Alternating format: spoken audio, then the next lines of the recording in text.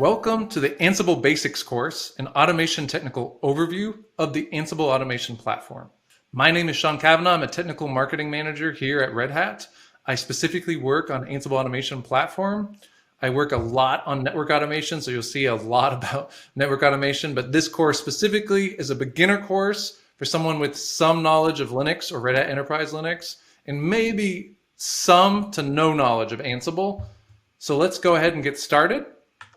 My name is Sean again. You can follow me on Twitter or GitHub at IPVSean. It's a little networking joke. V4, V6, then there was VSean.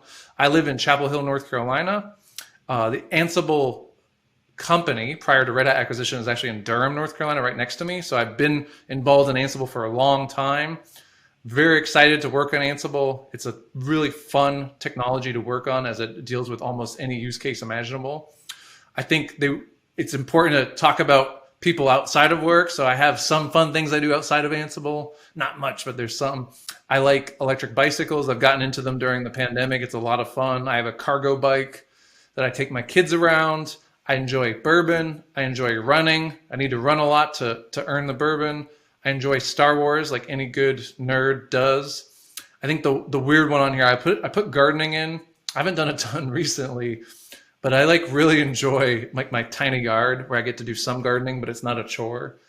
With that, let's get started on your training. We're going to do an intro to the Ansible Automation platform. We're going to contrast this with the upstream Ansible project. Both are important. Ansible Automation platform is about operationalizing and putting into production Ansible. And there's a lot of new components that we'll talk about today. We're going to show how it works. We're going to understand all the components like modules, tasks, and playbooks. We're going to show Ansible commands and how to use the new command line tool, Ansible Navigator. We're going to talk about variables and templates and kind of playbook basics. We're going to talk about Automation Controller. It's the web UI and API. We're going to talk about where it fits in and who would be using it. We're going to talk about the controller basics. We're going to build a job template. We're going to talk about enterprise features like role-based access control and workflows. Before we dive into more slides, I want to just talk about the environment we have set up today. We've actually built a bunch of workshops in the Ansible business unit. Specifically, I'm doing all of these off the Ansible for Red Hat Enterprise Linux workshop.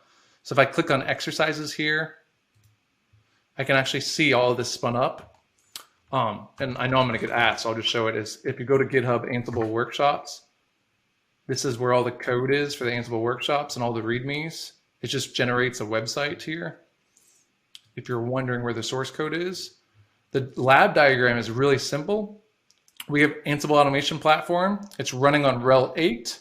We have 3 nodes, node 1, node 2, and node 3. They're also running RHEL 8. They just use a little bit less memory because we're not doing much on them, where the control node has a bit more. And we're basically running through very similar to these exercises that you'll see here. So if you want to follow along, you can actually just click in these exercises and see, and I'm kind of doing parts of them. When we spin this up, we actually have kind of 2 different places we spin up. There's VS Code. So when I log into VS Code, I'll get a Visual Studio Code. I'm going to close this down. So the playbook will be in the top when I show it, and there's a terminal window here.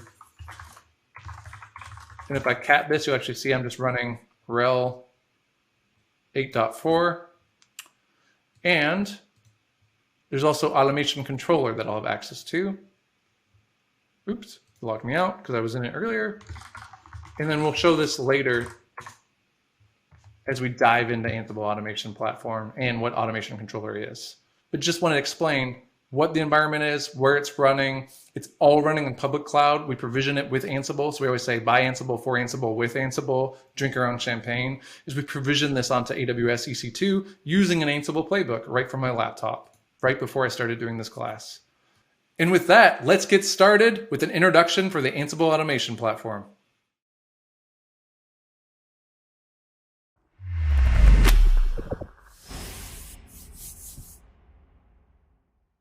So let's get started with the introduction, why the Ansible Automation platform and what can it do.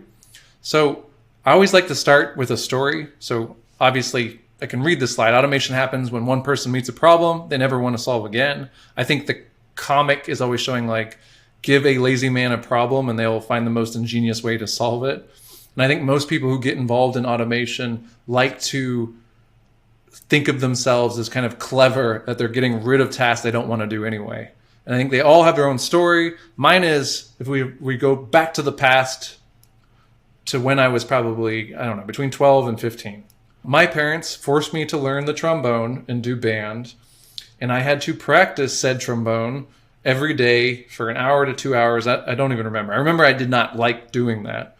So one afternoon, I recorded myself practicing the trombone into a nice microphone that I must have had. I recorded scales, I recorded songs, I recorded some jazz songs, like all the different things that they would hear practicing. Then I fed this back into Winamp, I put it on shuffle mode, and then I would play video games with the earphones on, and they would hear this out an amp of me practicing the trombone. So it might not be the best example, but I cleverly got out of practicing trombone, I think, for 2 or 3 weeks before I got caught and in trouble. But automation is happening to allow more free time for folks. And I think automation sometimes can be really clever to solve problems, but it's becoming imperative for businesses to solve these problems because we don't have time. Well, my example is a bit funny and a little bit more humor. I think we can take the same idea of taking tasks that are boring, repetitive, that don't need to have an architect assigned to them, and apply it to any silo across an organization. So these kind of silos exist because of how much time we're wasting in each of these individual things. And the other way I kind of look at it is a lot of people don't care about a network engineer. And like my background's a network engineer. They don't care about a system administrator. They don't care about a security engineer. What they care about is the business outcome of an application. And the way I kind of talk to this is like, my wife is very technical. She's a very smart person. She uses tech. She's in the medical field. But she doesn't care what server or what engineer or what's happening for her Instagram account. She just wants the pictures to load. And we need to start thinking of IT infrastructure as business outcomes and not focused on maybe the specific thing. And automation allows us to start measuring the success of this and getting out of these domain-specific tools and start focusing on orchestration automation for our entire organization. So why the Ansible Automation platform? Obviously, there's a lot of different orchestration automation tools out there. There's different DevOps tools. And we think we are very powerful. We have a lot of different use cases that we cover, everything from network security, systems, containers, public cloud, private cloud, cloud native, but we're simple. And we're very simple to the point that that's why you heard of Ansible. That's probably why you're in this class, is we're becoming the de facto standard of automation, which lowers OpEx for everyone because it makes it really easy for someone to learn and get started and then trust automation. And then finally, we're agentless, which I think kind of circles back to the other 2 points. And what this means is there's no software installed on what we're automating. And this means Ansible is uniquely positioned to work really well in environments where there's just an API, like a public cloud, or a ITSM tool like ServiceNow, or talking to a device that's more like an appliance, like a Cisco switch or a NetApp device or storage device, because they don't necessarily have permissions for us to install Python or PowerShell or equivalent code and execute it from that device. We need to be agentless, meaning that we are going to execute on the control node, and then we use the connection method that we need to talk to that device, whether it's an API, a command line, whatever. So there's a ton of different use cases for Ansible Automation Platform, or Ansible in general. You can see some sort of use case on the bottom here, right? So we have use cases on infrastructure, and that can be firewall servers, load balancers, clouds, applications, storage, containers, network devices, virtualization platforms. That could be VMware, that could be Rev, that could be anything. And what we like to do is say, like, we really want people to think of Ansible more than just config management. And that's, I think, the main takeaway from this slide is that anything that you can do, a human can do, we can automate in some capacity. And you're kind of looking more for that overall story, like what is the business outcome? What do we want to automate? We can help you get there with Ansible Automation Platform. And again, circling back to that silos kind of problem that we outlined, imagine one of these silos is, I don't want to do music. I want to automate music practice. Now, I wish I could upload skill set into my brain, But in a real organization, we have all these different silos, and silos are needed. I'm not saying there's not a need for specialists or people that are a background of a network engineer, or they're a systems engineer, or they're a system administrator, or they're an SRE. We need those specialties. We just need to scale them out by automating stuff that they know how to do. We can't call the same guy, that hero that of that organization over and over, because you can burn these people out. So this is a way to scale out people and create consistent governance between all these different groups. So imagine on the Edge team, if there's a use case where we're always doing the same thing, that could be an automation script you let other teams run on your infrastructure, and then you kind of create guardrails on it. And we'll circle back to that later in this presentation in talking about what that means and how that's implemented with Ansible Automation Platform. So what is in the Red Hat Ansible Automation Platform? So there's Ansible Automation components, including Automation Controller, we'll dive into. There's hosted cloud services. So these are on console.redhat.com, which includes services catalog. It includes Automation Hub, which is kind of like an app store for content, and includes Automation Analytics, which is now called Red Hat Insights for Ansible Automation Platform. And finally, the content itself is part of the Ansible Automation Platform. So content is stored in what we call a collection, which we'll do a deep dive in. And collections can contain modules. They can contain roles, which are pre-baked playbooks that are reusable. So this now allows different teams or vendors that you know and love to share automation with you. So it's kind of pre-canned, where you're like, hey, I'm probably not the first person to automate changing the message of the day on my Linux server. So you can just take this role, reuse it in a collection, and off to the horse races you go. So when we look at this kind of from a top-down view and want to see all the different components, on the left of this diagram, we have the different users. And I think a lot of these are involving, and it's not necessarily due to Ansible Automation Platform evolving the type of users, but Ansible or automation in general is changing organizations' culture. So you have this idea of operators, domain experts, users, content creators, and these can be even subdomained out, right? We have a network domain expert and a security domain expert and a application expert, right? And they're going to use different content domains. So we kind of divided up our content domains, which is that middle section here, into 4 major categories. Infrastructure, which to us, for this purpose of this diagram, means Linux servers and Windows servers. Cloud, which means public cloud, private cloud, and container native, or cloud native, or how we implement with Kubernetes and OpenShift. Network, which is automating network switches and routers from like Cisco, Arista, and Juniper. And finally, security, which is firewalls from, again, the same vendors, but it also includes things like Checkpoint. It includes integration with a multitude of different tools, including IBM QRadar and sniffing packets and kind of implementing this into like an entire use case for not just automating security devices, but automating where they fit into the ecosystem. And on top, we have Controller, which is the web UI we'll do a deep dive on. Automation Hub, which has a hosted part, and Private Automation Hub, which is hosted on premises. And that is a content repository for your content. We have Automation Services Catalog that I talked to about before. This is kind of like a lightweight ITSM tool. So it allows you to do some ordering of it. And we kind of see the use case for consumers within your organization that aren't engineers. So imagine like I'm being onboarded, I want to order a laptop and get my desk configured. They could just press a button and it takes care of the approvals and everything behind the scenes. Then finally, Insights for Ansible. That allows some analytics, and it's how we measure success of automation across our enterprise. And then finally, on the bottom, we have Ansible Core, which I'll kind of elaborate on a little bit.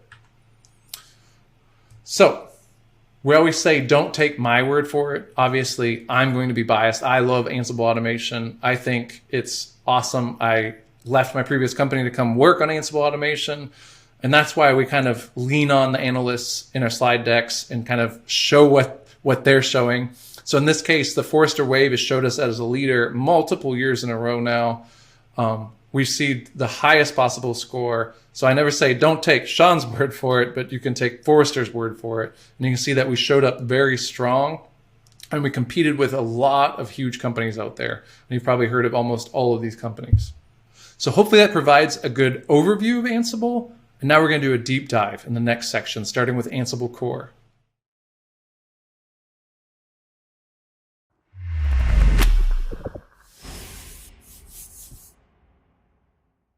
For this section, we're going to talk about creating automation.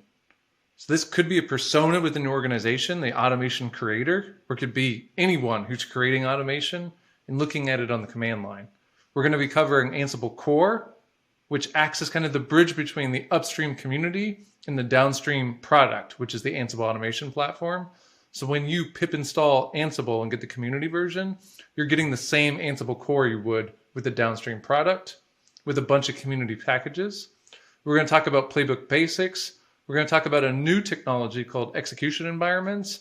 And finally, a new command line tool included in your Red Hat subscription called Ansible Navigator. So what is Ansible Core? I mentioned it before. It is the underlying command line tool and framework that underlies all Ansible automation. It's been called Ansible Base in the past, and before it was just Ansible. But Ansible Core is referring to just the CLI, the language, the framework, and the functions that make up Ansible. So why is Ansible Core important? Ansible Core is kind of the focal point between the upstream community with Ansible project and the downstream Red Hat Ansible Automation platform product. So when you run Ansible Playbook, you are running Ansible Core under the hood. And when you run Ansible Automation Platform, you're interacting with Core just the same to execute playbooks. The difference happens is that the community project is command line only. There's a variety of different projects with the Ansible Automation Platform, and all the product components are open source, but what you're mostly seeing in the upstream community is just Ansible Core plus the collections. And we're going to cover all the enterprise components of Red Hat Ansible Automation Platform, and we bundled that together into a feature-rich project or product. So that's the difference between the platform, the product, and the upstream community.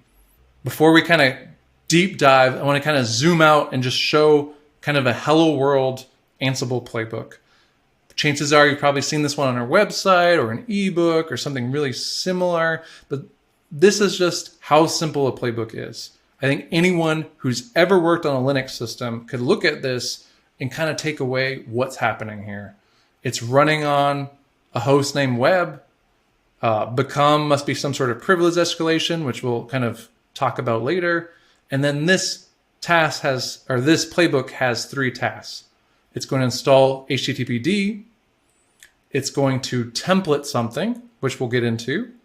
And then it's going to turn on the HTTPD service on this machine.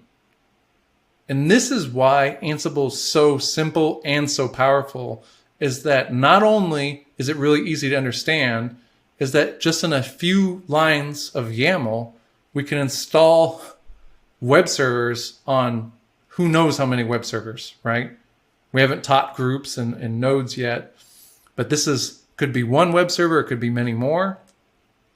And the real power here is it's self-documenting, meaning that when someone looks at your playbook, it's not like reading Python code or their C code or a bash script, is that it's very easy. It does this, then it does this, then it does that. It's very simple to understand the playbook. So what makes up a playbook? We have plays, we have modules, and we have plugins. And these are the components of a playbook. And we'll kind of dive in and show what they are on that example we just showed. So a playbook can actually have multiple plays. The play stanza was at the top. It said install and start Apache. It told us what host it was on. This could be a host named web, or it could actually be a group of web servers that we could run on simultaneously in parallel. And finally, we can put our privilege escalation also here. So become yes is allowing us to be like sudo into those boxes by default. Modules. So each task is a one-to-one correlation with the module. So when we look at those tasks, for example, this one is the template task. It is using the template module. I think the other thing to mention here is most of the modules are written in Python. Ansible core is actually written in a way that they don't have to be Python. It just happens to be that Ansible core is written in Python, so most of the modules are also written in Python. And there's an example with this is for the Windows automation, we actually use PowerShell. So when you look at the modules for Windows, they're actually PowerShell modules, and they actually execute on those Windows boxes in PowerShell. Plugins. So plugins, technically, I like to back up. Technically, modules are plugins. They're kind of a major difference is they're the task executed. Plugins are kind of all the extra bits that allow us to change the behavior or do interesting bits of code outside of Ansible. So there's a ton of different types of them. And I think the most common are going to be kind of the become here is technically a plugin for privilege escalation. And it can be done on a play level or it could be done on a module level. There's also a bunch of like filter plugins. Filter plugins allow us to change the variable output of a particular task into JSON, YAML. You can actually even change it into CSV. If for some reason you just love using Google Sheets or Excel, you can take that data and shove it into a CSV. And there's a ton of different extensible plugins that you can use with Ansible. So one of the questions I get a lot is like, I like using Python or whatever programming language of their choice. And what they're missing is that kind of whoosh moment is that you can use code that you write as a plugin and then plug it into Ansible. So you take advantage of all the other things Ansible does really well, even if you prefer doing a particular function or a piece of code your own way. So inventory. So when we said web before, you can see that that's a group. So when we have web and bracket web and bracket, we actually have two web servers here, web server 1.example.com and web server 2. We actually have three groups here. There's web, DB, and switches. Is we can now have an inventory that multiple playbooks are hitting, and you can tell that particular playbook to run only on a particular piece of the inventory. So the playbook we just showed was only running on the web servers, where it might not make sense if those switches are a Cisco iOS device. We obviously don't want to install HTTPD to a Cisco switch. So roles, I mentioned this before. We can store them in a collection, but roles are reusable playbooks, basically, that are written in a way where we can group it in a reusable structure. So when we had that playbook before, we could create a web server role that now anyone, instead of having to cut and paste 3 tasks, they could just say roles, web servers, and then that configures the web servers for them. So you'll see this kind of happen is when you have more than 3 or 4 tasks in a row that are always being used the same way, it becomes a good candidate to become a role.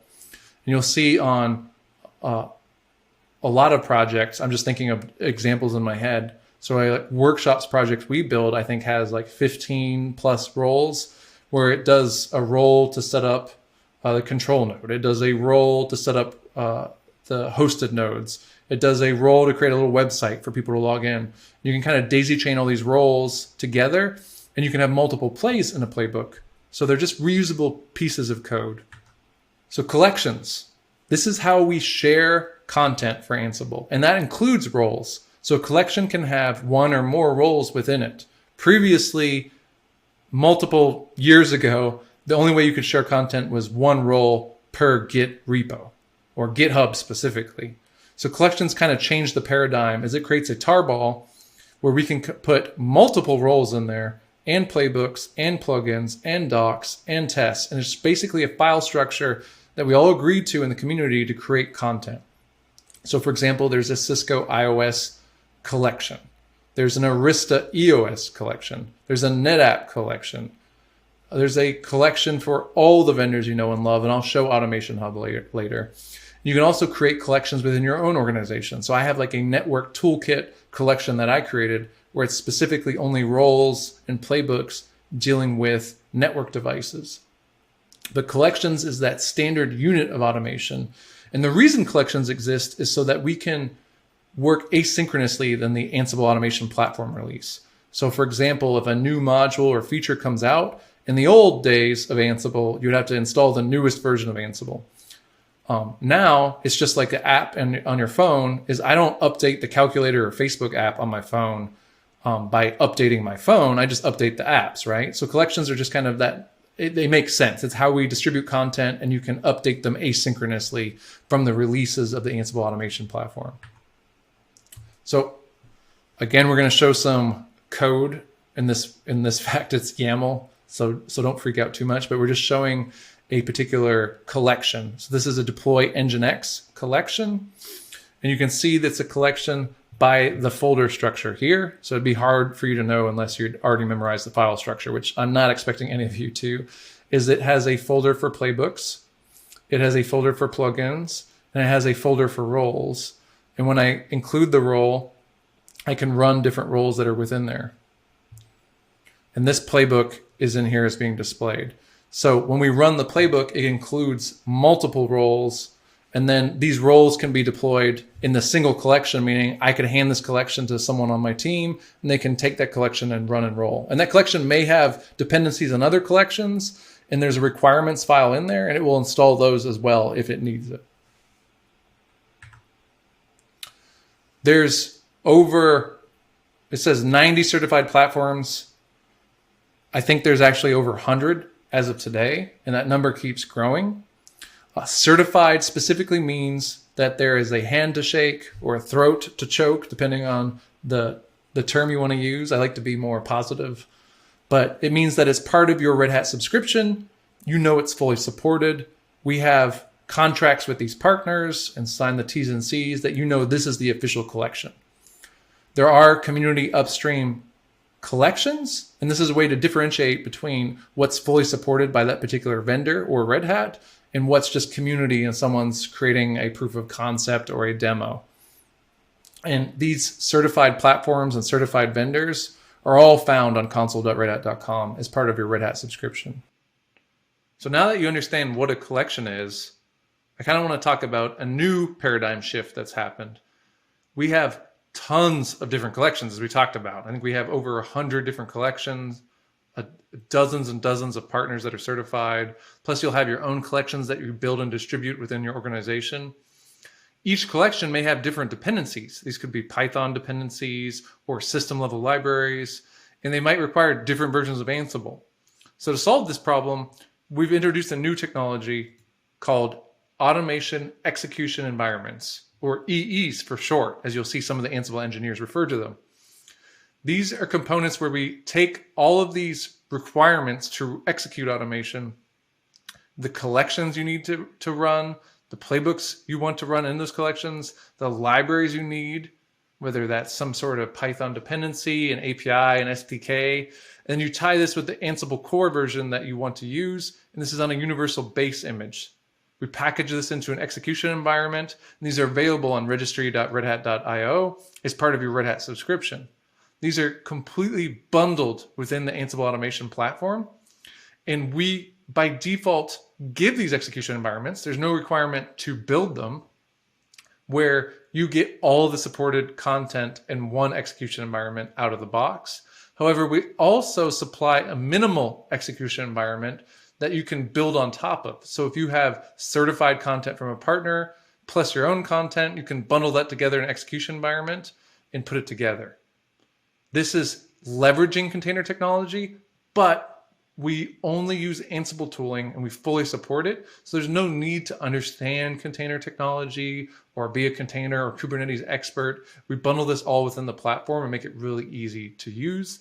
This basically deprecates Python virtual environments and having to re-replicate those in different environments. Now, if I build an execution environment and share this with another person on my team, they can get up and started much quicker than having to replicate all the same requirements that I had on my control node into their control node, mimicking the Ansible core version, and so on and so forth. This content creator can use another command line tool that we're not going to cover today. It's a little bit more advanced. It's not hard, but it's just not covered because it's a different persona because we bundle these execution environments, but it's called Execution Environment Builder, or Ansible Builder for short. This builder command will basically bundle these all up together and then create an execution environment, which you can then publish to your private automation hub. We will elaborate on Private Automation Hub later in this presentation, but Private Automation Hub is basically a local self-hosted or on-premises solution for hosting execution environments and or collections. Finally, the content creator can run execution environments using a new command line tool called Automation Content Navigator. The actual command line command is Ansible-Navigator, and I'll showcase that on the command line in a little bit. This command is very similar to Ansible Playbook commands if you're used to open source Ansible. However, it has a lot of enhanced features, including simply the ability to run execution environments. So instead of just running locally on that Ansible execution on your Linux machine, on your control node, this will run on the specified execution environment for your development environment. Now, what this really helps with too is as you operationalize execution, or your automation rather, and you go from the developer stage and then you want to put it into automation controller, previously known as Tower, this allows a much more seamless experience because you don't have to replicate those requirements even from going from command line Ansible up to automation controller or different sites. So if you have a different Ansible automation platform in Japan, in Korea, and so on and so forth, it becomes really easy to replicate the automation because you're packaging it all together. You're not just handing them a playbook and then they have to figure out all the requirements to run that playbook. So we will cover Automation Content Navigator, and it has a new cool interactive mode that allows you to kind of zoom into plays and zoom out. And I'll also showcase that today. Another thing we like to mention in the kind of getting started part is how Ansible Automation works. And it's a little bit different depending on what we're automating. So when we're automating API endpoints like AWS Bot03 API or network devices like the Cisco IOS where it's just a command line, we actually execute that automation locally where we run these in parallel processes on the control node. And to get more execution capacity, Ansible Automation Platform can actually be installed as a cluster, and you'll actually be able to spread out compute power if that becomes a problem. Now, I think it scales very well. My own laptop, I can do probably a couple hundred routers before it starts singing. So it does scale. I think that's always a question I get. It does really well. And we have a platform solution for scaling this up to the tens of thousands. When we execute this for Linux or Windows hosts, they actually have the ability to execute code. So we can scale this even further because that code is actually executed on the end system. So on the rel nodes that I'll be showing today, that Ansible automation is actually copying over that module code. It will execute it on that Linux device, a Red Hat Enterprise Linux 8 device that I have set up.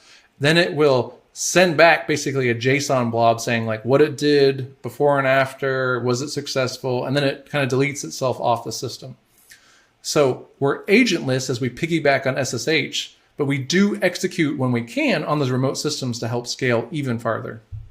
Now that you have an overview of Ansible and how it works, let's get into some Ansible basics.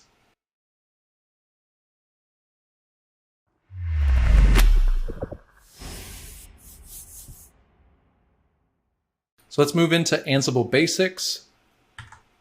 So we talked about inventory. We showed a quick example. You can have multiple systems in an inventory. It doesn't have to be one type. In fact, we encourage kind of grouping them by type. So even in a network inventory, I might have a grouping for like Cisco IOS, and I might have a grouping for Arista so that I can run automation for those specific groups just for them. Like if you have like a CVE or some vulnerability that comes out, it allows you a lot of granularity to have multiple types of groups in there. Inventory is usually file-based. I think that's most typical for what I'm seeing. However, there's a lot of like the larger the organization, the more likely they are to use a giant database. In fact, I probably say a third of our customers use something like ServiceNow as their actual inventory, but there's just as many people using like a Git repo as their inventory. So what's really nice with Ansible is how flexible we are. As long as we get that inventory in from some system, it's fairly easy.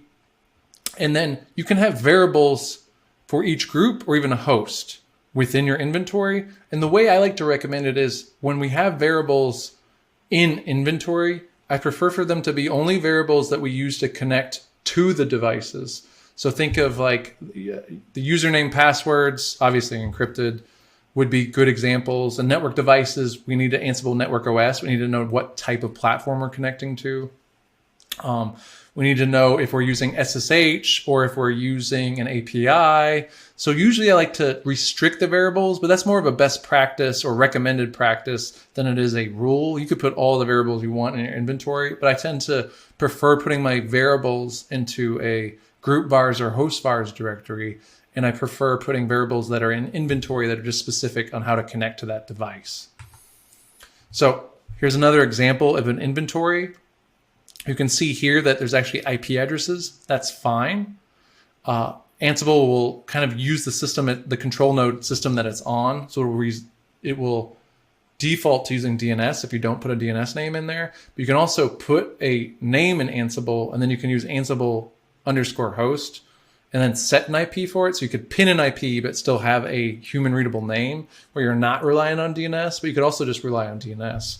So we allow kind of the ability to use fully qualified domain names, IP addresses, or kind of a mix of both, depending on what you want to do. As a network engineer, I tend to pin everything with an IP address that I can and put a name on it, just because I've been burned so many times by DNS that I like having some control outside of the DNS, but it really depends on your situation and what you're trying to set up there. So here's another example of an inventory. It's an INI styled inventory. There's two groups here, the app1 serve.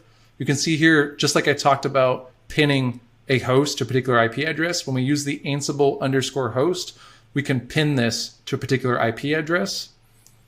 If we don't have that, like in the group web server 01, it's going to default to using DNS. So it's going to use DNS for web server 01, and if it can't find it, it'll just say that that host is not working for that particular play. And here's an example of group variables, web:vars, that allows us to define variables for the group web. So any host that's underneath that group web will have access to these variables. The Apache listen ports 8080 and the Apache root path is var www mywebdocs. So these are variables that I can use within my playbook or templates or whatever else I want to use.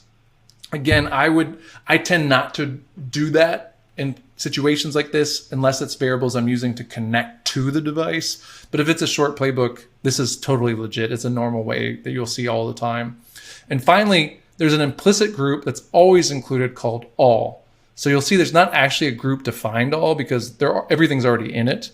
But if we do all vars, we can actually set, like, for example, these are great examples of variables we use to connect to the device, the Ansible user and the SSH private key. So this is what we need to actually connect to anything within this group. And we're assuming here that they're all using the same key. So this is a very good example of a basic INI file inventory. So for this slide, we want to talk about groups and the hierarchy of groups. So you can have infinite groups in Ansible. I'm sure there's some upper limit where it just wouldn't work, but I've never hit it. So there's a group Nashville and a group Atlanta. Now, what I want to show here is this South:children. That children is a keyword. That means everything in the group South will include Atlanta, Nashville, and then it can actually include, it doesn't have to just be other groups. In this case, it's HSV app 05. That's just a particular host. So when I run a playbook on the group South, it's going to run it on all 5 web hosts here. So the Bean app 01, 02, Atlanta app 03, 04, and then finally that HSV app 05 that was included in there. So you can create as many groups as you want. You can create groups that contain groups by using that :children. And those groups that contain groups can actually contain hosts as well. So there's also a basic configuration file for Ansible that allows you to set a lot of these knobs. It can be in multiple locations with different precedents. It's called the Ansible CFG file. We'll kind of show that in the practical example of what that file looks like and kind of go through some knobs on it. Another thing I want to mention is how, with the ease of use for Ansible, is that every command line tool, including Ansible, Ansible Playbook, Ansible Navigator, has the help command. In fact, it's a little bit idiot proof. I like that for myself, is if you forget to do -- help, it'll just do it by default, where it will show you all the available commands, the syntax for those commands, and kind of examples of how to use them.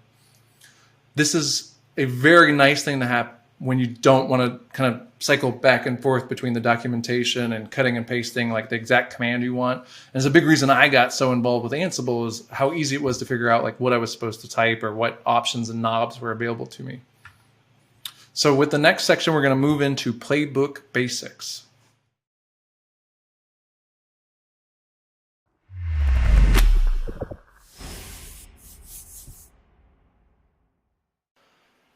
So we're going to show some Playbook basics and kind of reiterate some information that we told you, but we just want to do a little bit deeper dive before we show a practical example.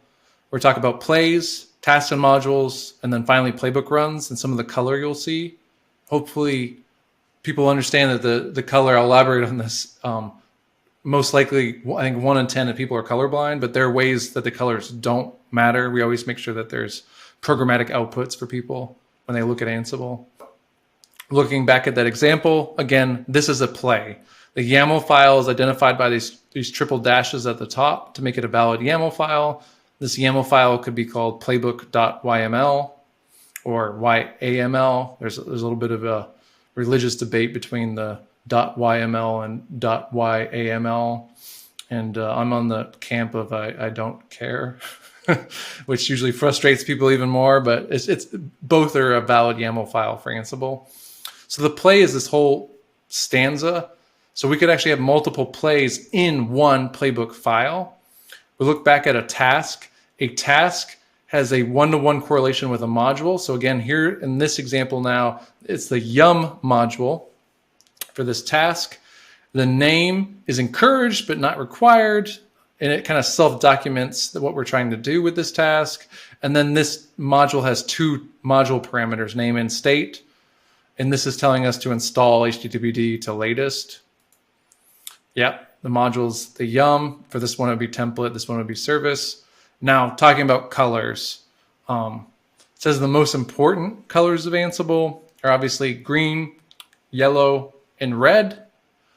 Green means that whatever you're trying to check, no change was made. Meaning like if you're trying to change a file or check if HTTPD was already installed, it'll just go green. Yellow, or it should show yellow on your screen. This middle one is yellow for people that are colorblind.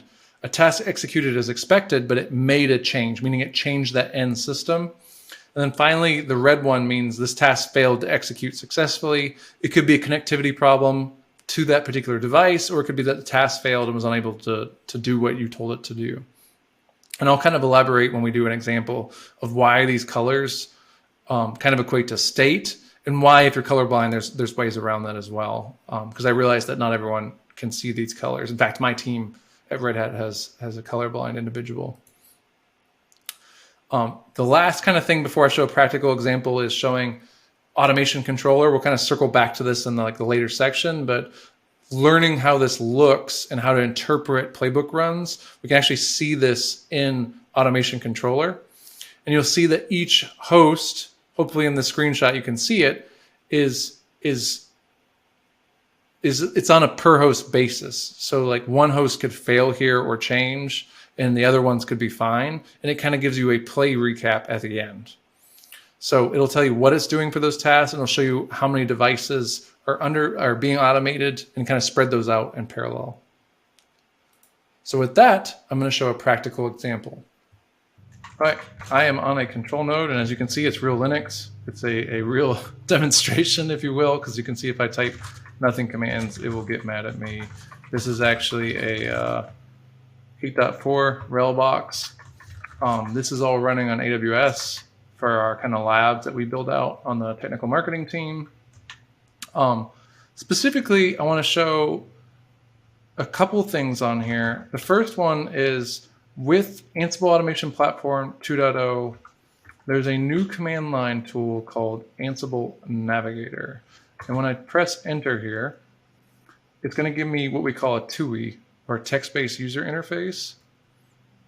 And I can actually see what's being, the version, etc., of everything that I have. Now, everything is getting packaged into what we call an execution environment instead of just being installed on a control node, but it's all kind of abstracted from the user. So we kind of give it to you very easy. So if I type images, It's going to collect all the images that are on this particular node. This one has 2 execution environments. And if I click execution environment that's green there on line 0, I can just type 0. It will give me a bunch of options, and I can see what version of Ansible is installed, which version of Ansible core is installed more specifically. It takes a second the first time it runs. This is a brand new machine. It will tell me all the different collections that are installed. So you can see it has Amazon AWS, it has a controller collection, so we can actually automate automation controller itself. It has some network collections, Cisco, Arista, free range routing, IBM QRadar, some Red Hat collections. And I think what's really important is it's actually running Ansible Core 2.11. So this is Ansible 2.11. If you were using upstream Ansible project, what they do is it's very similar to this. Instead of a container environment, they would bundle Ansible Core and a bunch of collections that are community supported collections versus Red Hat supported collections. So what else can we do in there? We can look at what Python packages are installed. We can look at operating system packages, if any. It doesn't look like there's any on this one. We can look at the general information. That's what we looked at. So let's escape out of here. You can see this is what the TUI looks like. There's a bunch of different options in here. We can also look at the configuration for Navigator itself. So this will tell you all Ansible configuration files, whether it's using the default or it's being configured. And it'll go option by option. You can kind of sort that in there. And we can obviously quit out of here in the TUI. So you can also look at the Ansible configuration file, our standard callbacks YAML. So that's a filter plugin. We've turned some warnings off here as we're kind of developing content. We didn't really want like warnings coming out if we're using an older module or something, and some kind of connection timeouts and stuff. So Ansible configuration file is very simple, and it also points to our inventory. So Navigator is how we kind of drive Ansible automation on the platform, but it's still the same Ansible that people know and love, and it uses the same playbooks that you know and love. So let's show what that looks like. We're going to look at that playbook that we just showed. Exact same playbook. Stanza is right here. Apache server installed. Latest Apache installed yum. HTTPD, and then copy it over.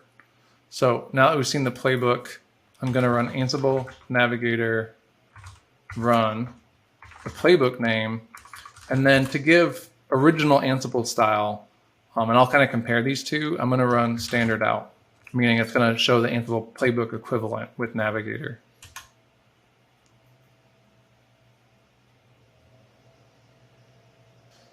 I thought I turned the warnings off because we're kind of before release right here. So that's why there's a warning. So it gathered facts, green. It changed. So the word change will help you if you can't actually see the yellow. And then it changed and it got that web server running. So what happens if I rerun the playbook? So if I rerun that playbook again,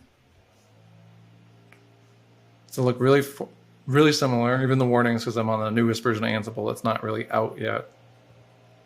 You're going to notice something really interesting is it says OK, node 1, node 1, node 1.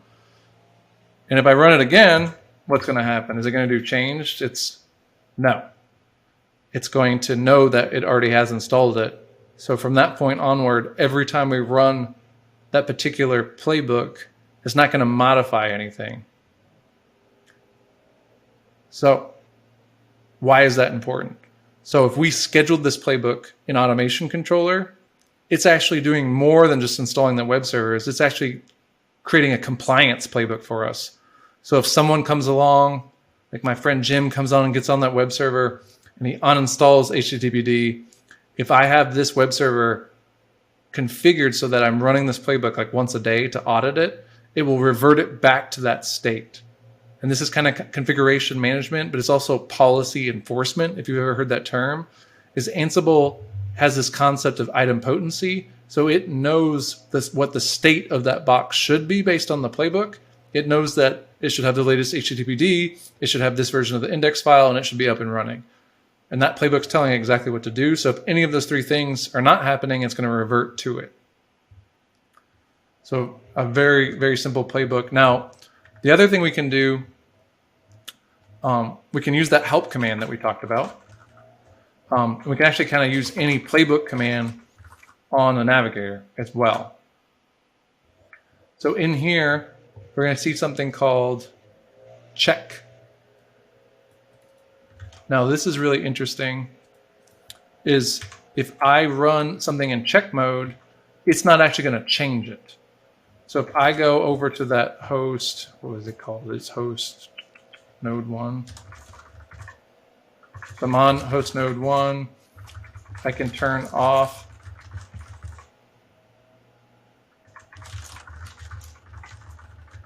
that service manually inactive. We can see that it's inactive right here. So I turned it off manually. So if I rerun that playbook in check mode, it's going to look very similar to the first run. We'll see. We're going to play my bluff because this is real. And you see that only that third task said changed node 1. Now what's really cool here is it didn't actually do anything.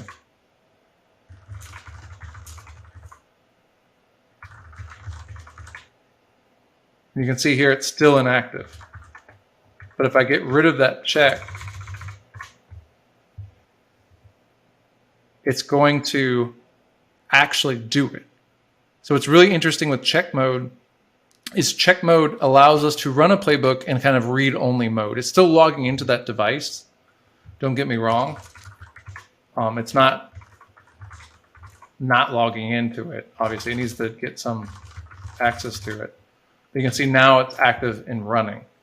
Now, what's really cool about check mode to me is it helps with the adoption of Ansible automation across an enterprise, because not everyone's going to be comfortable with automation running everything immediately on day one. There's a culture issue as well.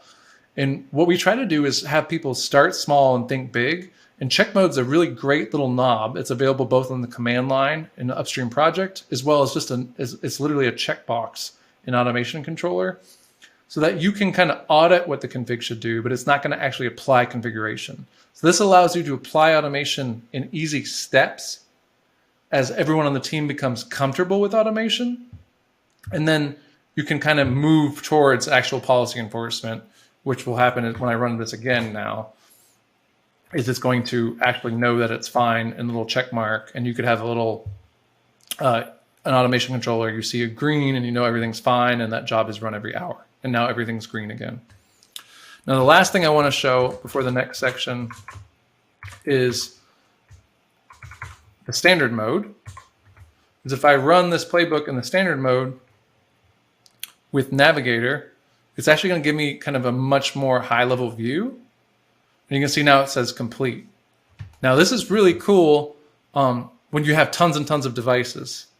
We kind of already were zoomed in, but you can imagine if I had 500 Apache servers I was installing, Navigator kind of puts the original playbook command kind of like on rockets. It's a much better experience, and it's doing a task-based look at this, like versus like a host-based. So we can zoom in, look at the tasks for this particular host, then we can zoom in to a particular task, and we get all the output right there. And it becomes really easy to navigate in Navigator. I did not mean to make that pun, so you can groan all you want. But this is really cool. It's just maybe not necessary for like a Hello World example. So that's why I was using the mode standard out. But this is a really cool way to navigate between different tasks using the built-in Navigator functionality, the interactive mode. And with that, I'm going to move on to the next section.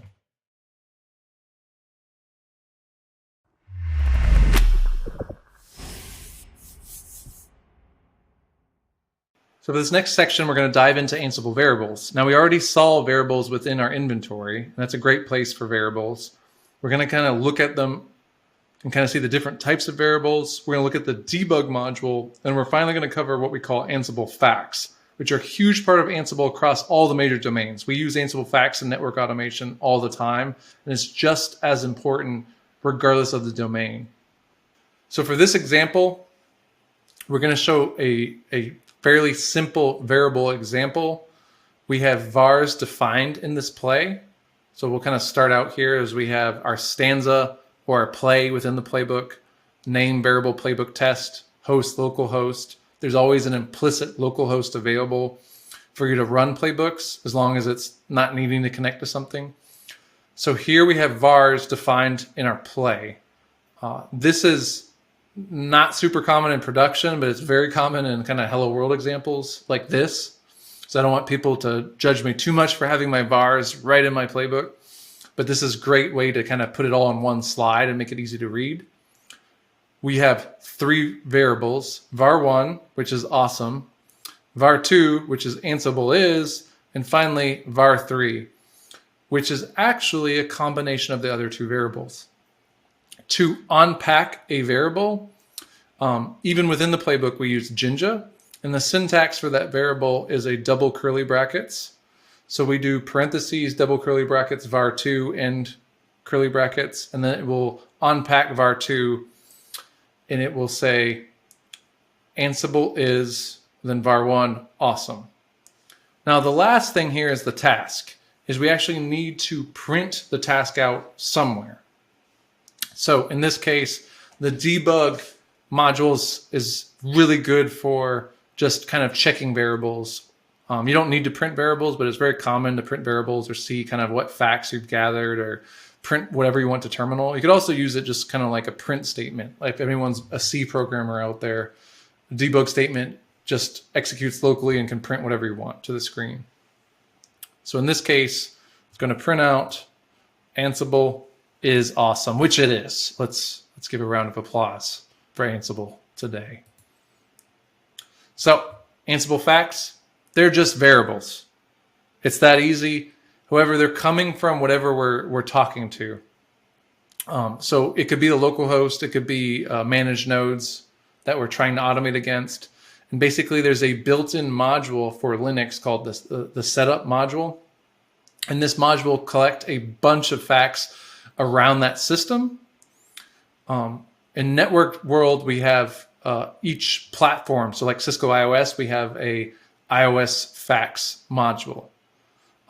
And so on and so forth. As there's facts for every conceivable system out there, and most of our partners kind of like to extend those facts, and they're continually updating them so you can get more and more structured data about this system. So with that, let's show a practical example again and what facts look like. All right, so I'm back on Visual Studio Code, connected to my Red Hat Enterprise Linux box. So I'm gonna really quickly, I'm gonna do a really simple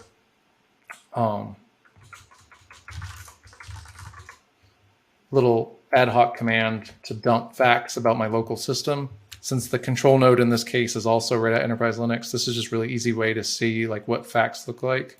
So it's literally everything under the sun. Like it's the IP addresses on the box, the architecture of the box. You can see it's x86.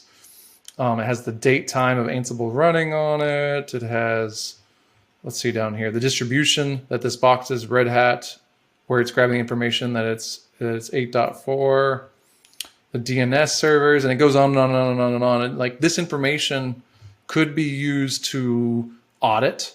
Like you could audit your network looking for a vulnerability that's like a hardware vulnerability, and you want to grab serial numbers. You could grab all the boxes that have a certain chip and make sure you patch them. You could check your uptime and see if any server's rebooting overnight and kind of graph that out. So the facts can be used in a variety of different ways. And they're extensible, meaning you can change like what facts you're gathering and gather more or less depending on like how many machines you're running on. So facts are super important. And again, they're important across all domain types. So here I have a playbook. This playbook is one task. It is the debug task. And by default, we gather facts. I could change this to gather facts true, but that's the default. So if I do this, it's going to give me the same exact behavior, but just to be kind of more implicit, I'll save that. And what I'm going to do here is I'm going to run this with Navigator again, and I'm going to run this facts playbook. And you just saw how many facts it collects, but this time we're only going to print out 2 facts with the debug module. And we'll just do standard out because we don't really need the interactive mode for one host. You see the warnings because we haven't released it as of the time of our recording. And you can see really quickly here is I have 3 nodes and it says, hey, this node1.example.com uses this IP address, this node uses this IP address, and this node uses this IP address. And like, this is insanely important. You can do all kinds of really, really cool things. With this, you can create dynamic documentation. So this entire website I used is just grabbing facts from a network device and then just putting them into HTML tables. So this becomes really cool where I can actually take those facts and learn stuff about a system. If you're developer environments, you could figure out what's installed in those developer environments, how much they're being logged into, like whatever facts you're gathering are probably important in some use case. And then you can customize it into kind of a little dynamic documentation here. So back to the example. We have a second kind of playbook here. It's doing something a little bit different. So in this case, we have a copy module. Now before, when we kind of created the web server, it just kind of like created it with a static file. But let's say we had 2 different web servers. So basically I can do a switch statement by using a variable like, is this production or is it development? And I kind of have group bars and host bars. So just like it was an inventory, my group bars for the web group are using stage dev, and my host bars for node 2 are prod. Now, host bars always beat group bars. That's probably the easiest rule in Ansible to remember. So if I have a variable defined for my host, that's more specific. So if I have the same variable defined up a level, it gets beat. Pretty much like any other functioning tool out there. It kind of reminds me of CSS, where like the most recent thing in CSS will be the winner. So when we do this, we want to run Navigator, run, and deploy, and we'll in mode standard out.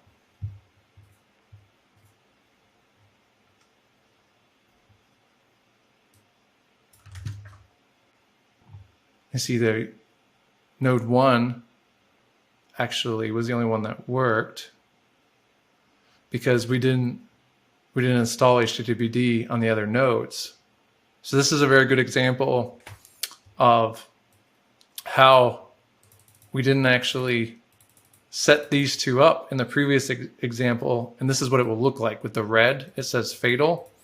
And if we run this again, it won't work because HTTPD is not on there. But I'm going to show another tool, which is verbose mode or -v. It'll kind of give us a little bit more information about why it failed. There, it's because I know, just thinking about it, what we just showed is we don't have HTTPD actually installed on that system. And here we know that node 2 is prod, but the other one should be dev. So if we curl node 1, we get dev, which is what we expected. So it kind of showed a couple different things in this example. As we showed how Ansible will work for a particular device, but it can fail for other ones. And you can actually change that behavior and strategy, but the default behavior will always be like this, is they'll continue through. But if there was a task after this task, only node 1 would continue through. And we can see that the web server was set up, but it just used the group var, not the node var. And that concludes this section.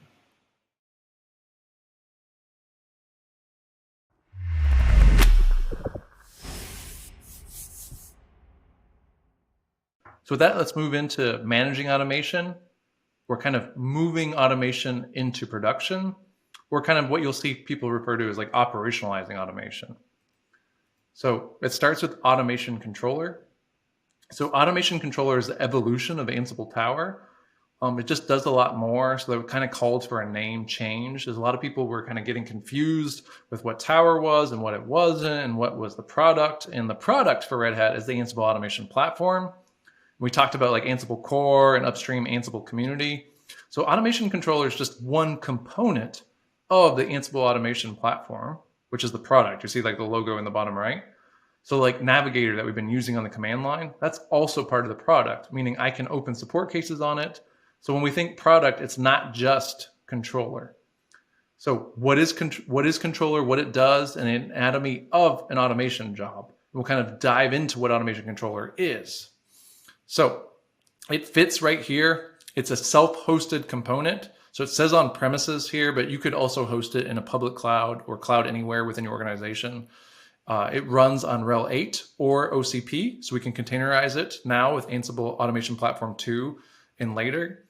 So you can run it on Linux or you can run it on containers. That's important to remember because a lot of people think that it requires them to have OCP, and that is not the case.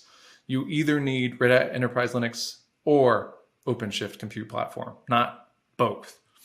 You see Automation Hub here because there's a cloud service on console.redhat.com, but you can also have private Automation Hub. So it kind of is two pieces. That's why it's split here. So automation controller is kind of how we see operators kind of controlling their automation, and it includes a web user interface. So we can actually see like a little breakdown of the web user interface, kind of a little stylized, but it is a UI or a web UI. They don't like the term GUI for whatever reason now. I think that one's been aged out.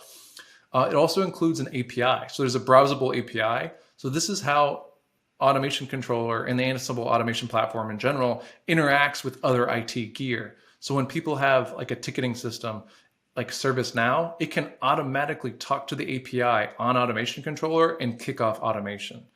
So you don't necessarily have to use the web UI. In fact, the more people move to using the API, a lot of times the less time they use the UI.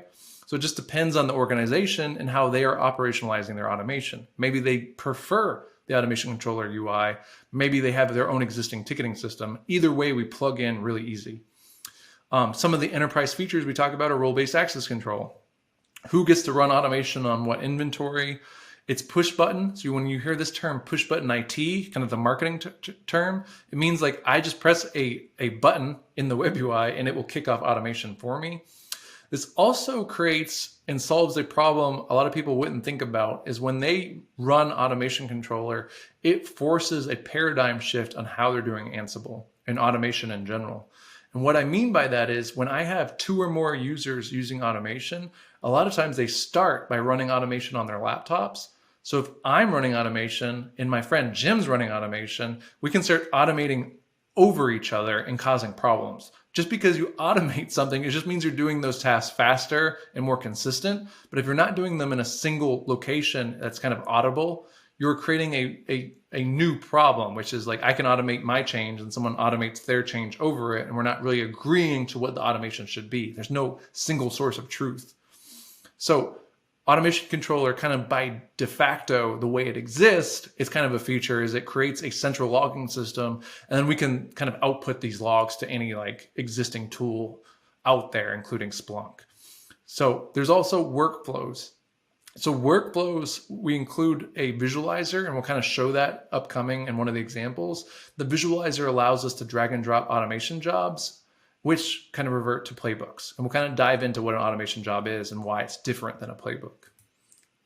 So I talked about push button. I talked about the API. The role-based access control, I kind of just emphasize this a bit more as we can integrate with Radius and TACACS. So when you have existing enterprise authentication methods, you don't need to reinvent the wheel with automation controller. We just kind of sync to your existing roles. Then you can map that to different teams and organizations within automation controller to say like, hey, my network team can only automate my network gear. My infrastructure Linux team can only automate my infrastructure team. You can even geo-lock it. So you could have like a Japan team and a Brazil team and a South Africa team. It's very kind of robust role-based access control. We also have, in addition, I kind of talked TACACS and Radius already, is we can also integrate with existing tools. So when we have integrations with like Slack, is you can have jobs automatically talk to Slack with a notification. So that job, you don't need to necessarily write the playbook for it, is you just kind of press a trigger switch on an automation job and it'll take care of it for you. We talked about centralized logging. I just wanted to emphasize that again, is it's super important to have kind of not only a single source of truth for like, what is my inventory, or where are my variables, but I got to run automation in like a structured way. Otherwise I end up automating over myself. And then workflows, again, we'll kind of elaborate more. So there's no need to read the slides here. So anatomy of an automation job. So we have playbooks. What we encourage customers to do is use source control management, or SCM. Most of the time this is Git. And I swear 80% of the time it's GitLab or GitHub. So you'll see those used as examples, the most common, but it's really common with organizations. The larger they get is they have their own Git, they have Stash, they have something where they're storing it. So we call this a project where we store playbooks. So in Automation Controller, you'll literally see a button called projects that I will show shortly. And you would sync this to wherever you're storing your playbooks in a Git repo. We also need a credential. We're going to separate credentials out from the project. And this allows us to have different credentials for different kind of inventories and gear. So we also don't want to reinvent the wheel. Now, credentials can be stored in Automation Controller. We also have a Ansible Vault, a way to encrypt variables.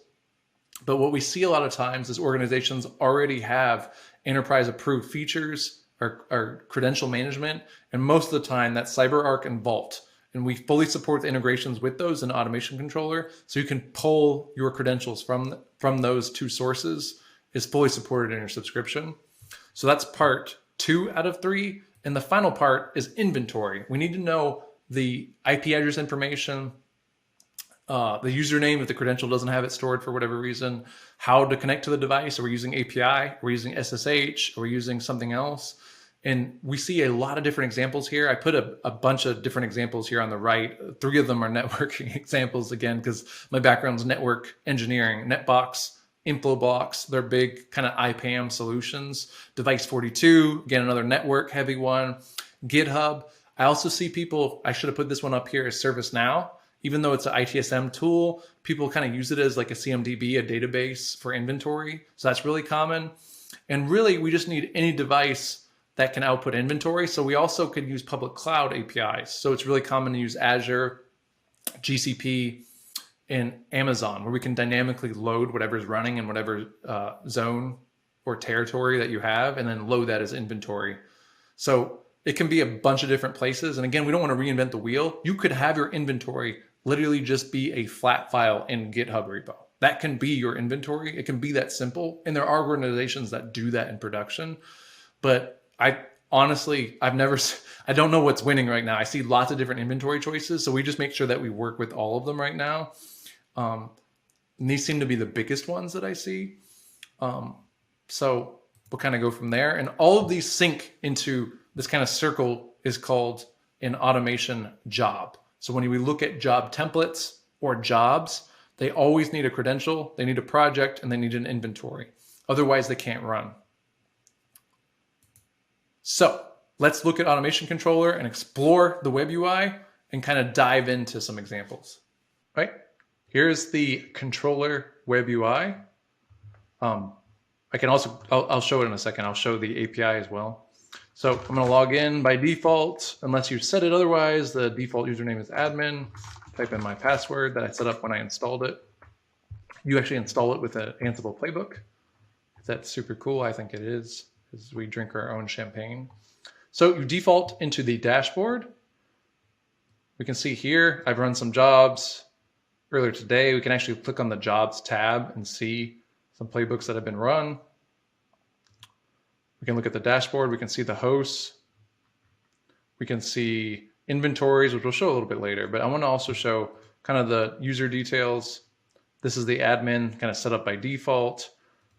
There's no organizations in here, so it's just the default organization.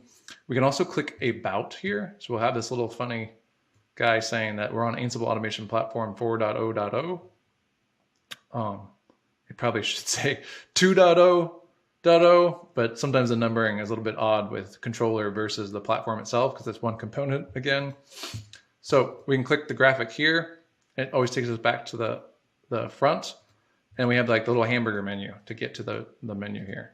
Now, before I dive into all of this cool stuff over here, remember I talked about those 3 components: templates or job templates, credentials, projects, inventories. And then there's a new breakdown on 2, which is hosts. So we can actually look at hosts in here. So we can see our node 1, node 2, node 3. The other thing I want to show is the API. We're not going to dive into the API for this training, but I think it's important to know it exists at the very least. So I'm already logged in, so I can already see the API, but everything is a browsable API here. So the same thing we just looked at. So we just looked at hosts. So I can click host, I just control F to find it, and then it'll give me a breakdown in JSON here of every single thing. So whether it's getting information from automation controller, like auditing controller, or kicking off jobs, anything in here is completely browsable. So I think it's important to at least know this exists, and then like you do more hardcore training, you can kind of figure out all the little cool things you can do here. But I just want to make sure we covered. So with that, I'm going to switch back to slides just for a second. We're going to talk about a little bit more deep dive on credentials, inventories, and we're going to talk about building a job template, and then we're going to go ahead and do it.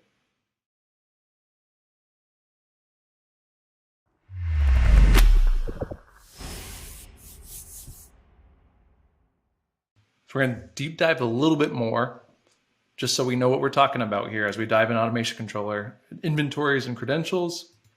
So again, the inventory is a direct mapping of what we saw with the INI inventory when we looked at it earlier.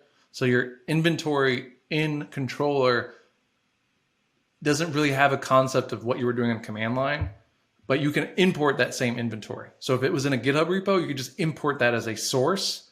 And there's even an AWX managed command, like a command you can type on the command line to import an INI or YAML file as your inventory. So all the same inventory attributes like hosts, the groups, inventory specific data, all that's exactly the same. It's just the idea of where you're developing playbooks is kind of like a developer account is not the same as controller. We got to import that inventory.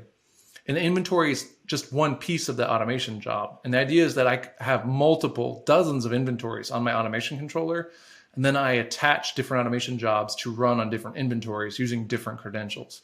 So that makes my playbooks much more reusable, so I can use them over and over again on different inventory types. One more thing, the static versus dynamic sources. Think a static type is like a Git repo. Dynamic source could be like AWS EC2, where I'm loading dynamic inventory on what's active and filtering on it. Credentials. We talked about credentials a bunch. This, again, can sync to centralized management outside of automation controller. So you can store it in here. We can store tokens. We can store SSH keys. We can store that and encrypt them to US government standards. It's actually in use by the military. But it's really, really common. It's more common, actually, for someone to use an outside enterprise credential management system. So that's why we kind of integrate with that. And I just want to make sure I touch on that. The other thing, and you see this in the screenshot, is we need credentials even to talk to other Red Hat stuff. So whether it's registry.redhat.io to grab execution environments, or it's another automation controller, because we can actually automate controller itself, or we could have controller install an entire other controller in another data center. There's attributes and there's credentials for that as well. So we have credentials, we have inventories, now we need a project. So a project, we talked about this before, but again, I want to emphasize is this is how we manage Ansible playbooks, is we're going to put them inside of like a Git repo, an SCM tool, then we're going to sync that with a project inside of Automation Controller. Can you use a flat file? Yes. Can I use a directory on that machine? Yes. Is it common? No, it's not common. It's very, very common to use Git. I would say 99% plus are probably using Git. And of that, a huge chunk are using GitLab and GitHub again. They're just really, really common. So if you have some knowledge in GitLab or GitHub, this is just a natural, easy step is you just throw your playbook into a Git repo, and then you can sync that project into Automation Controller. Job templates. This is how we tie them together.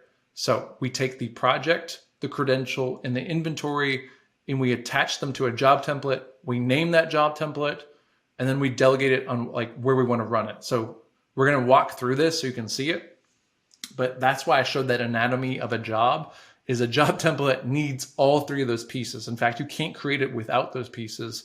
They'll have little red asterisk stars, meaning that they're required. So unless you understand those three pieces, a job template doesn't really make sense. And you also realize that a playbook doesn't really equate exactly to an automation job. So when we look at our playbooks where I had like hosts node 1, that doesn't make a lot of sense for a job template because we're assigning the inventory. So as people move towards using automation controller, I generally try to get them away from using the groups or hosts within the playbook itself and just putting all, because that way the playbook, we can specify what groups and hosts we want to in automation controller.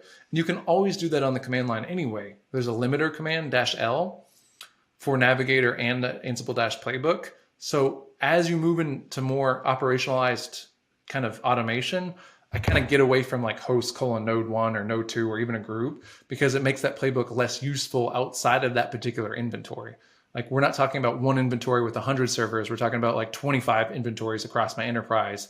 And that playbook might be reused on all of them. And you might have different host names all over the place. So to see job templates, we're going to click on templates in the resources menu. I'll dive into this. Executing a job template, there's a little rocket button, which I will show. So there's a little rocket ship button. It's been interesting. This one has been kept over the years. I think it's cool. I think certain like funny things get removed here and there as Red Hat kind of moves Ansible up and more mature, but the rocket ship stays, and I really like that. When we create a new job template, there's a little button here. And again, I'll show this again, so I'm not going to hover too much in this slide, but you can create what's called a job template or a workflow template, which we'll cover what a workflow is in a little bit. When we create that job template, this is where we assign all those fields. So the name, the type of job template, and so on and so forth. So with that, let me go ahead and show you the real thing rather than screenshots, and let's dive in. So we're back on Automation Controller Web UI. Now we're going to create a job template. So we're going to look at credentials first. I've already set this up because I pre-set it up because this is all running on public cloud infrastructure. So I kind of threw this credential in here. So this is on AWS EC2. So the user's EC2. The SSH private key is encrypted, meaning I can't see it once it's in here. There's no way to unlock it until it's running a job. So users can't actually see it. So you can have one user enter the SSH private key and another one can't get access to it. You can see who's allowed to use that SSH key. So you can have an SSH key I give to another user to run an automation job, but other users can't use it. So you can give kind of access to a particular credential for people to use on their automation, or you can lock it down so other people can't run on that particular inventory. The other thing that we've already set up, again, is the inventory. So in here, we can see all the different hosts. The ones we want to talk about are node 1, node 2, and node 3, which are 3 RHEL 8 Linux servers. We can actually dive into one of them. We can see that the Ansible host IP is in here. And see that no facts have been run yet. You can actually cache the facts. And you can also notice a little toggle button for YAML to JSON. So we have 2 pieces in here. We need the last piece. We need to sync a project, which I am going to add the project in here. Sean project. The execution environment, we're just going to use the default in here, the default execution environment, which includes all supported content. We're going to use Git. You see the choices here: manual, Git, Subversion, Insights, Remote Archive. So this is the most common by far. We're going to drop the URL. So in here, there's a GitHub repo on Ansible called Workshop Examples, which we put a bunch of examples in here. Now this is open source, so we don't need a credential. So you can actually have a credential to access Git as well. So if it's a private GitHub repo, for example, you could have it locked down, but still access it as long as you have the credential. Now you can also point to a specific branch tag or commit or ref spec. I'm not doing that. I'm just pulling the latest. So these are optional, and you'll see like the little red asterisk means this is required versus optional. Click the question mark. It'll give you kind of examples of what it's looking for. And then here, these are kind of different little toggle switches. So for example, if you know you're updating your Git project all the time, you could have it automatically update the revision on launch. So each time you run the job template, it's going to sync that project back down. And there's kind of examples of what each of these do right in the web UI. So I'm going to go ahead and save that. Now what's really cool, as soon as I save that, it's actually using Ansible under the hood. It's actually running a job to sync that project, and it's already synced.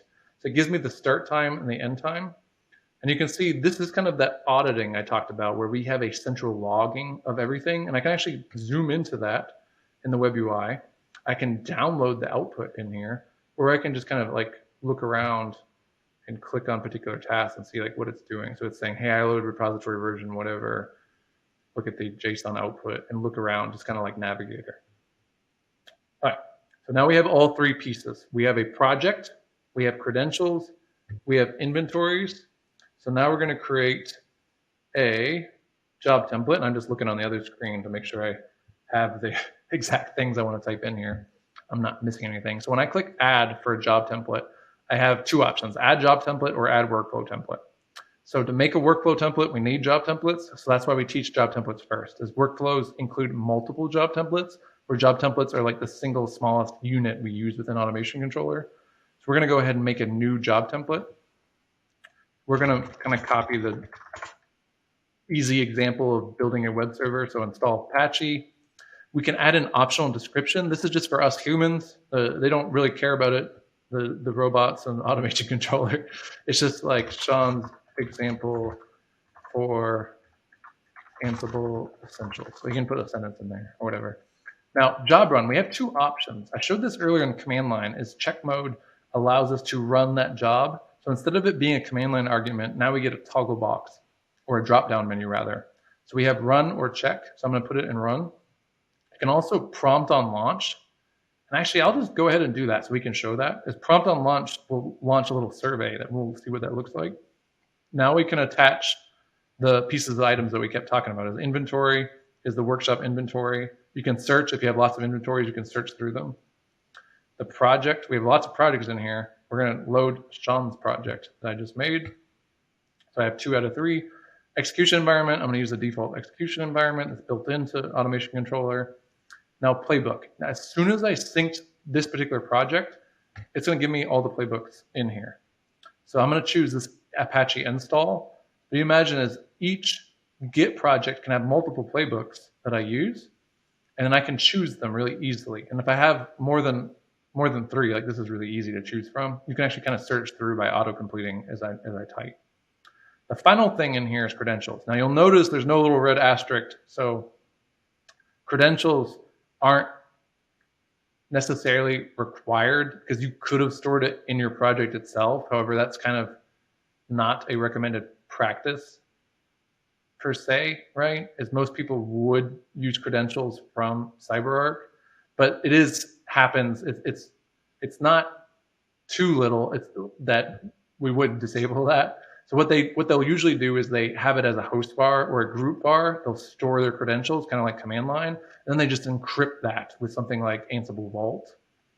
And then you wouldn't do any credential management in Automation Controller. However, most people tend to use the credential management in here. I'm just trying to explain why it's not required. So I'm going to click that workshop credential, which is storing the SSH key and username for all the devices. And then I'm done. There's a bunch of optional things I can do here that we're not going to cover right now. But we can just kind of go to the bottom, and then the blue save button becomes available, and we're going to click save. Now I have my brand spanking new job template. It's very nice. You'll see here, if I click on job templates, it shows up under here. Actually, I have a bunch of job templates in here. I forgot that I added almost everything into this example. So this is a good example of showing install Apache, is I can search through and easily find the job template. Now you'll see, if I want to change these values, there's actually an edit mode in the Ansible Automation platform too. So to go back and edit them, I have to click edit. I can click cancel, and I can launch from right here in this button, or I can launch from outside using my cool little rocket button that I'm so unnecessarily happy about. So let's go ahead. Oh, there's one other option. So this is actually going to fail, but I think it's good to show it failing once. So I did that prompt on launch little checkbox. So this allows me to kind of like flip between run and check right here. So it's a little survey that will pop up. It gives me some more knobs for people. So it tells me exactly what it's going to run on. And then I press launch.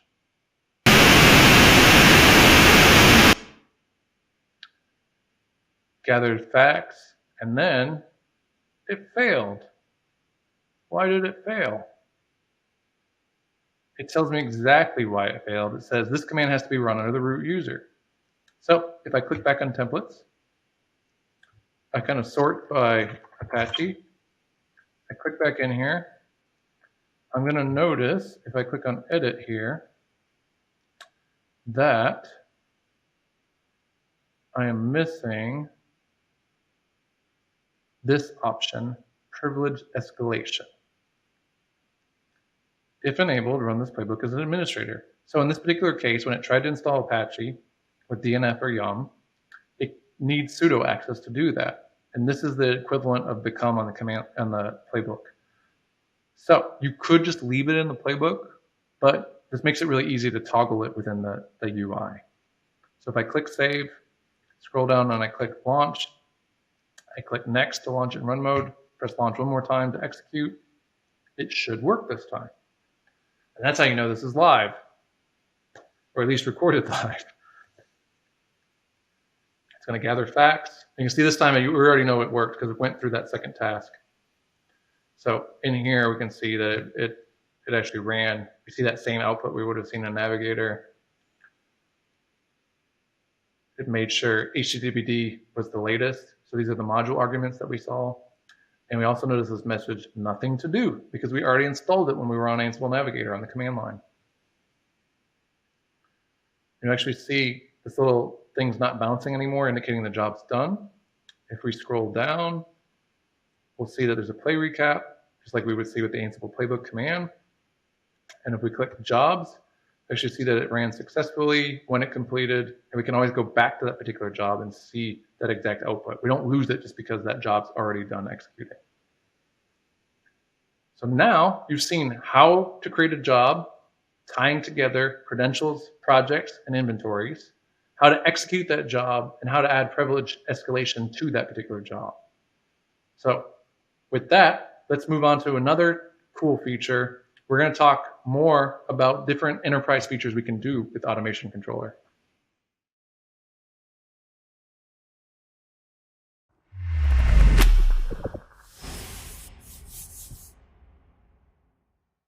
So next we're going to talk about self-service IT, specifically with the survey feature. So when you hear that marketing term, self-service IT, that could be a little bit ambiguous, but what we're talking about specifically is making automation easy enough to use that someone who's not technically an Ansible expert could use it and execute it and kind of configure some knobs without getting stuck. So surveys are kind of very similar to like SurveyMonkey or Google Surveys. It's just kind of a text field in a pop-up, so similar to that prompt on demand, except we can configure what's in those prompts and use the responses in the playbook itself. So these variables that we fill out, it can be a multitude of different options where you predefine like a drop-down menu, or it's a single select or multiple select, or it's a text field. So you could actually, like, for example, put the message of the day and make it configurable in a survey where someone just types in whatever they want to do. Again, these role-based access control, which we'll talk about in a little bit, allows us to have like certain groups able to self-drive it and other groups not. And you can have groups that can edit the job templates while other groups can. So creating a survey, when we're on the job template menu, there's a little button where we can create that survey. That's actually a tab, not a button. It's still a button to me, but we'll add the survey window. You basically kind of get this pop-up window that allows us to fill out the questions, and if those questions are required. And there's sometimes, if you're creating the survey, you can fill out the default field. So if someone doesn't really know what they want to choose, you could kind of like say like, hey, use this one instead. Its little toggle switch is highlighted here. It might be hard to see on your screen. This little toggle switch allows us to enable that survey on that job template. When you use a survey, when you launch that job, it's going to pop up. So exactly like that prompt on run or check mode that we showed a second ago, except it's going to have all of the questions and it's going to go next, next, next through all the questions, and you fill that out before that automation job is run. So with that, let's show a practical example. So we're going to create a new job template just to make this easy. I'm going to go to, well, we'll start from the top. So if we default to the dashboard, I will go to templates. I will add a normal job template. I'm going to see Sean's survey example. I'm going to run it on the workshop inventory. I'm going to run it on that same project that we did in the last example. I'm going to use the default execution environment. In the playbook this time, I'm going to use the Apache role install. And we can actually look at what that playbook looks like in Ansible. So if you go to GitHub Ansible and we type in workshops in here, all the code that we use is online and easy to find. And this role install is right here. It's just that same example we showed before. There's one role Apache. If we go back in here, the roles directory, role Apache, tasks, main.yaml. I will zoom in a bunch to make this easy, is it's going to install Apache, firewall D, make sure that it's enabled, permit HTTP service running. It's going to copy over this configuration file. And finally, just like we showed before, it's going to template this file out. So just in case you wanted to see exactly where that code was coming from, it's not hidden, it's just right on GitHub. So we have this role install. So we have inventory, project, playbook. We need a credential. And now we can save that job.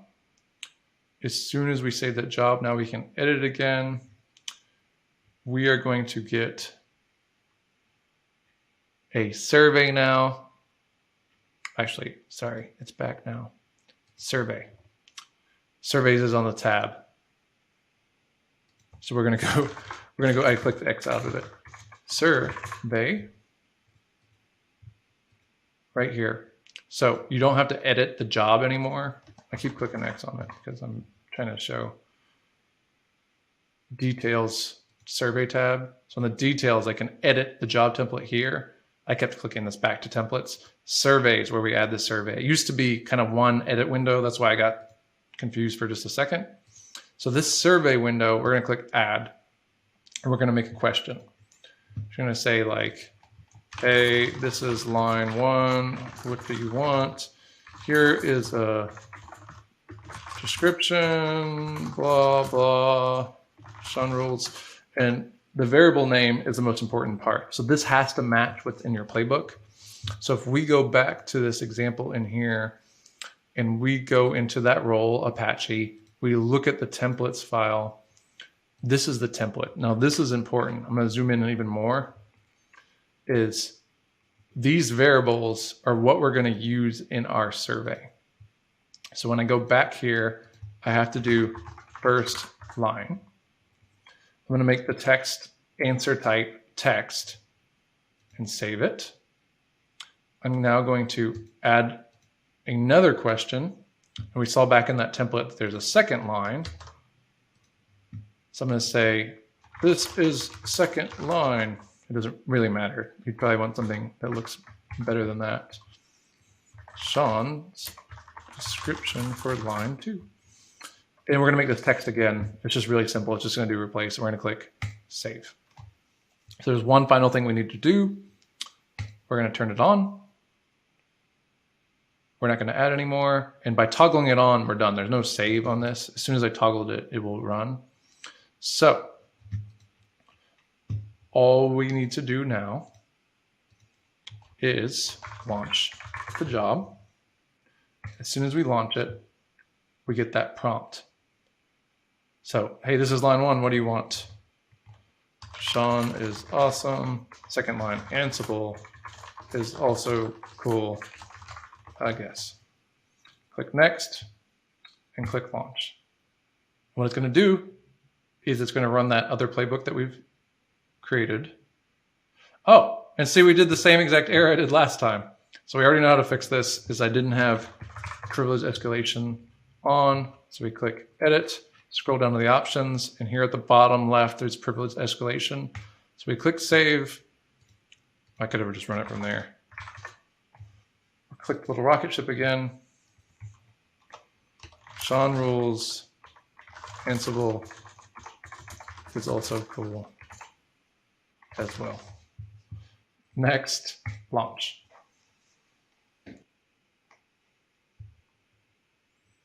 Boom. We know it's working now because it got past the escalation issue.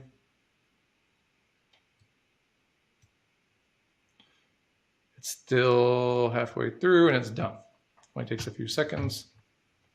So what's really cool is we can go back to the command line here. Oh, not host to, but node to. The website serves, Sean rules, Ansible is also cool as well. So what this is showing is that these survey fields can allow configuration from someone that might not necessarily even know what Apache is. They can now configure a website through knobs. Now this is a super simple example, but you can imagine those surveys can be as detailed or undetailed as you want. So in this survey, we'll go back to the survey so I can show a couple other options before the next section. Is in here, if I click on the surveys tab, I had the text as the answer, but there's also text area. So you could have like a whole paragraph instead of just like a line. Password, which means like you can't see it when they type it in. So it could be password to access something. Multiple choice, single select. So you can put different answers in here. Sean is awesome. And then the second option, Sean is okay. And then this third option, and say Sean is May, whatever you want. And you can kind of like make that check mark. So there's also multiple choice, single select, integers, and floats. You can put some kind of guardrails on the type of stuff that's being input. And there's a bunch of plugins where you can even sanitize this input after you get it. So you can be like, okay, I want to make sure it's a number between X and X, or I want to make sure that the number is an IP address, or I want to make sure the number is a particular subnet. So when we do these kind of like multiple choice single select, is I can put, it's still saving it as that same variable. As I press save, I go back to details, I'll launch the job. And now this is changed. Instead of a text line where I'm filling it out, it's just changing the way that survey does the prompt. So I kind of say it's like guardrails. It's kind of like the video games where you're on rails, where you kind of have like a set path that you can go on and shoot at the zombies or whatever it happens to be. Is these self-service IT allows operators to put guardrails on automation that's running on their equipment.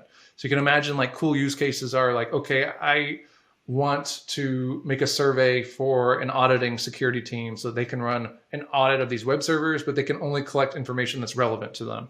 Or I want to allow the network team to configure VLANs on my server, but only these 5 VLANs if they need to, for some reason, turn them on and off. So it becomes really easy to kind of limit what their choices are, but then give them some automations. They don't have to email you or bother you through some ticketing system for everything manually. So again, as we go look at this survey, and I curl it again, it says Sean is okay, which was the option we chose in the survey. So with that, let's move on to RBAC, or role-based access control, and show a quick example of that as well.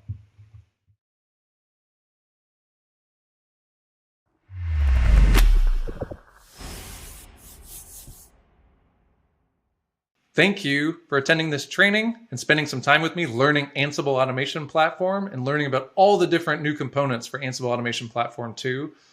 I want to show some links and where to go next so you can click on your screen so you can learn more here. So today I was running this all on our own workshops. It's all built with Ansible. So there's a workshops link here. These are kind of free introductory classes just to like get your foot in the door and understand Ansible. I kind of say 0 to 30 miles an hour. They're usually taught by our solution architects, and there's some on-demand stuff.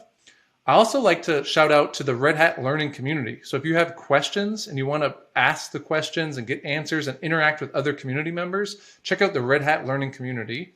So under the Get Started section here, you'll see a link for evals. This will give you a trial subscription for the Red Hat Ansible Automation platform, which gets you access to the universal installer for Ansible Automation platform, which will get you Private Automation Hub, Automation Controller, Ansible Navigator, Ansible Builder, and any other component you saw today. It'll also get you access to console.redhat.com for our hosted services, which includes Services Catalog, Automation Analytics, now known as Red Hat Insights for Ansible Automation, and it will give you access to Automation Hub that we discussed today. Under the Get Serious section here, we have our Red Hat Automation adoption journey. What we're seeing with a lot of customers is that it's not just a technical issue they're going through. It's trying to convert their organization into automation. It's a cultural transformation. And our consulting group has a track record of success here in taking organizations, giving them multiple small victories. I always like to say, start small, think big, so that the organization is all automating and it helps them kind of cross that barrier culturally versus just trying to solve technical issues like point issues.